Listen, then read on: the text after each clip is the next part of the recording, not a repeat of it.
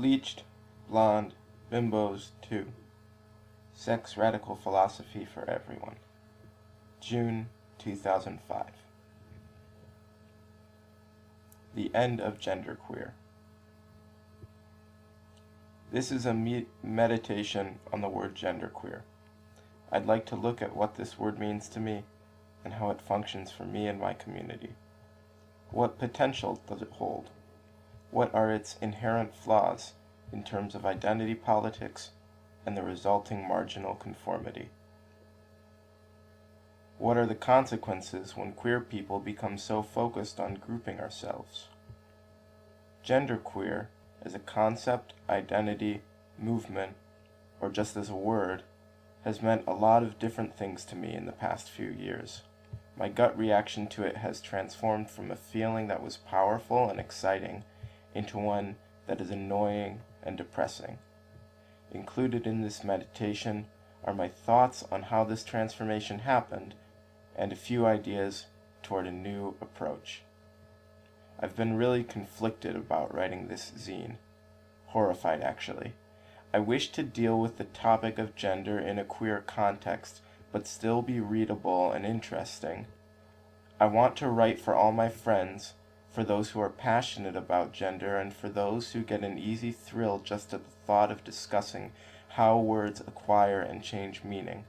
But I also want to write for those who do not spend every spare moment agonizing over the use of language to define gender. Most of all, I must carefully avoid launching into the jargon-heavy, divisive monologue that usually accompanies the word genderqueer. I do not want to produce yet another queer writing sample that spends time debating the minute details that distinguish one sub-identity from another. I have to watch out for asserting all kinds of distinctions that alienate queers from one another and guarantee that any potential ally reading about them will be turned off by a mind-numbing litany of neologisms and self-aggrandizing swill. I must never, ever be that homo who sucks all conversations into the tractor beam of gender and fills up all the available space with their personal gender angst. You could take this zine's theme, the end of genderqueer, as a call for the end to the use of this word. I am sick to death of hearing it. However, I cannot be so easily rid of it, whether I like it or not, and whether genderqueers can stand to have me or not. I've got a foot in the genderqueer identity. A few weeks ago, I was wondering if I should bother to finish this zine. Then something happened that reminded me of why I needed to write this. I was riding my bike down the street when an old man sitting outside the off-track betting place near my house called out to me, "Is that a boy or a girl?" People have been asking this question of me since I was 6 years old, or more like, people have been reprimanding me with this question from my earliest memories to this day. This obnoxious man reminded me that my queer gender will always be with me. This topic is present for me, today, years after I came out of the closet, years after I got comfortable with describing myself as butch. If people haven't stopped asking me this question at the age of 31, I doubt they ever will. So I can't resist writing about this topic. I can't resist risking all the booby traps of writing about identity politics in the so-called queer radical scene. In calling for the end of genderqueer, I am looking for the purpose of this word.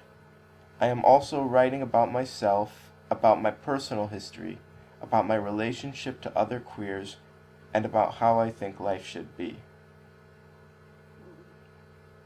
1. On the definition of genderqueer. From the New York Times Sunday Styles, March 7th, 2004. Some transgender students aren't moving between sexes, they're parked somewhere in the middle and prefer to describe themselves as genderqueer. signifying that they reject the either male-female system. From Time Out New York, February 3rd, 2005. Genderqueer. This umbrella term refers to anyone who doesn't fit into the traditional binary male-female system, from andro-dykes to tranny boys. My own personal definition of genderqueer. 1. A person who is painfully deliberate and consciously political in their gender expression. 2. People who identify with efforts to subvert oppressive power dynamics by undermining traditional gender expectations. 3. A person whose gender presentation is overdetermined by traditionally gendered signs, someone who displays excessive femininity or masculinity. Conveniently, this definition could potentially include me, my girlfriends, radical straight people, all our transsexual friends, and anyone else who actually wanted to identify as such. Why doesn't my definition focus on being in the middle or outside the male-female binary? Because I want to pull genderqueer back into my own camp, where I first met it, as one of many pragmatic political identities that aspiring queer revolutionaries could use to explain who we are. I want genderqueer to be a true umbrella term that includes all of us who fuck with gender, who have terminal gender on the brain, and who never take gender for granted.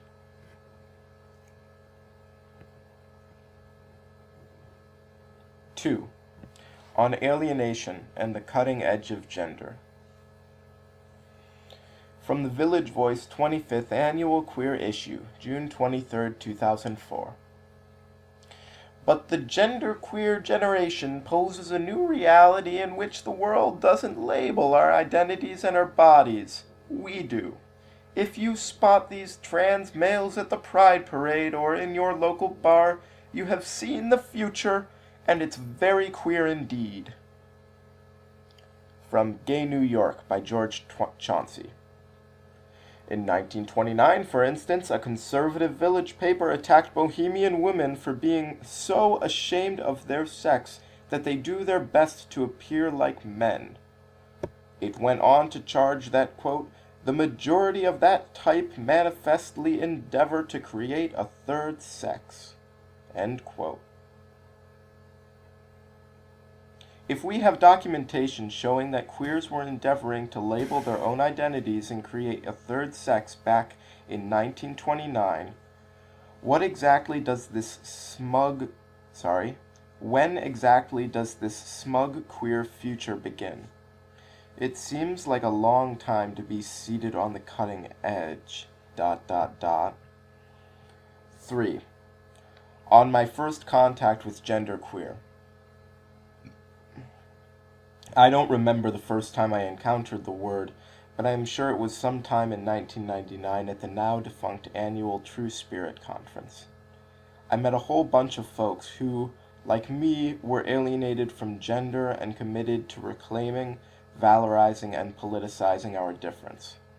Mostly, though, it was just refreshing for each individual attending this conference to see that we were not alone, that in fact we were part of a whole community of hot, queerly gendered, activist-minded deviants. We stayed up late talking and hooking up and planning the revolution, or at least planning panels for the next conference. We formed immediate, intimate bonds. The following year at the same conference, some comrades and I held a panel we called Queer as Fuck. The purpose was to discuss how punk was a way to find strength in our difference, a way to refuse being told what a girl should be, and a way to turn being an incorrigible freak into an actual lifestyle choice. It was also to discuss how being punk for many gender deviants was a first step on the lifelong road of opposition to normality and complacency. Among other things, this was a conversation about how all of our personal experiences with our own unique forms of defiance have been as empowering as they have been difficult. It was an opportunity to laugh together at how people perceived us, and congratulate each other for surviving their harsh and sometimes abusive treatment. More importantly, this panel affirmed how gender malcontents need to protect each other, look out for each other, and generally have each other's back. 4. On changes I have witnessed in the media. A reporter from the online magazine Salon attended and covered the Queer as Fuck panel. The article she wrote had more in common with the 1929 So Ashamed of Their Sex article than it did with the recent Village Voice Queer Future. The theme of the article was that transgendered people either have a spiritual vision or a delusional psychiatric condition, and it varied in tone from uncomfortably describing the range of masculine appearances to uncomfortably dismissing their masculinity. It referred to conference goers as dykes, which is in contradiction to how the majority identified themselves. This was March 2000, and nowhere in the mainstream or even liberal media could you find mention of anyone being permitted to define their own gender. Fast forward 4 years to November 2004. The Metro, a free daily paper that is not especially progressive, prints an interview with author J.T. Leroy. The Metro asks, "Do you consider yourself male or female?" J.T. replies, "I don't know. What do you think?" It can be whatever I'm in the mood for. It changes day to day. And the interviewer takes JT's word for it. I can't help but think that's a major step forward. It seems genderqueer is a concept whose time has finally come, rising out of the ashes of 20th century village bohemia to a media where kind of famous people are permitted to name or decline to name their own gender. 5. On the revolutionary heart. After the panel and year 2000 conference ended, many of us went on to adopt queer as fuck as our motto for any and all subversive activity in any context. That could mean women wearing pants to their conservative workplace, or androgyny in general, or facial tattooing, or your top secret girly panties. The motto connected all of our divergent and previously unrelated activities. It allowed us to feel part of something larger than ourselves. But most importantly, queer as fuck did not have any room for a hierarchy of most radical to least radical. There was never any formal structure other than to say that any subversive action could be included. Revolutionary meant fucking shit up productively, not just being provocative and offensive, but being provocative and consciousness-raising. To this day, my personal approach is to meet people where they are, and try to gradually introduce them to my life experiences and beliefs surrounding my gender, instead of assuming everyone needs to meet me where I am before we connect. And that's what I think the evolving genderqueer scene is missing. There's too much focus on dividing the world into who gets it and who doesn't, and not enough heart.